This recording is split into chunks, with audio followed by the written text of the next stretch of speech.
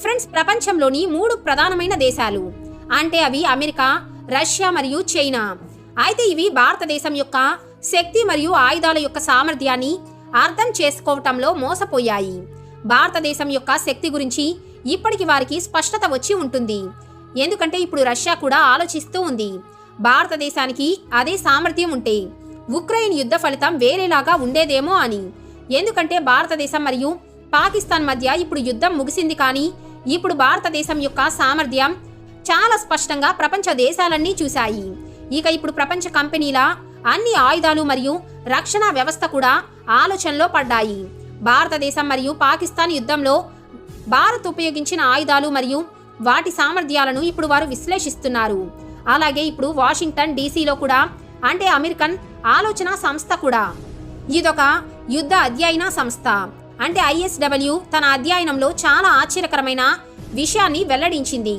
ISW యొక్క యుద్ధ అధ్యయనం ప్రకారం భారతదేశం పాకిస్తాన్తో కలిసి యుద్ధంలో తన యుద్ధ సామర్థ్యాలను కేవలం 2% కూడా ఉపయోగించలేదు.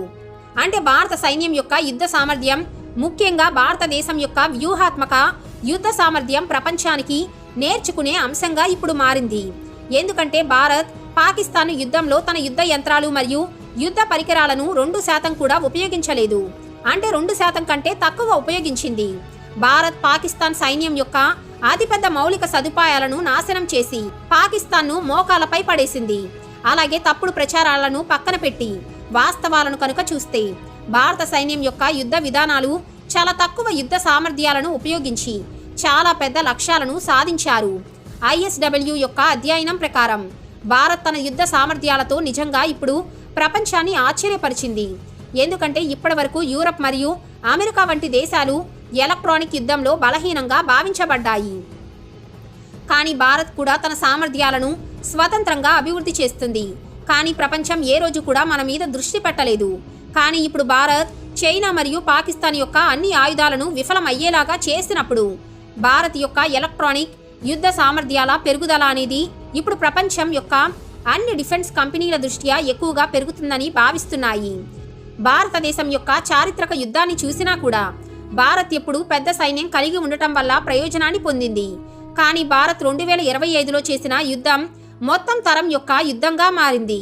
ఇది భారత్ చాలా ఖచ్చితంగా మన టెక్నాలజీని, మన ప్లాన్స్ను, మన డిఫెన్స్ సిస్టమ్ను ఉపయోగించి శత్రువును కేవలం 2 రోజుల్లో మోకాలపై పడేసింది. కాబట్టి ఇప్పుడు కనుక చూస్తే రష్యా వంటి పెద్ద దేశం, ఇది భారీ ఆయుధాల నిల్వలను కూడా కలిగి ఉంది. కానీ ఇంకా రష్యా తన ఆయుధాలను సరైన విధంగా ఉపయోగించుకోలేకపోయింది.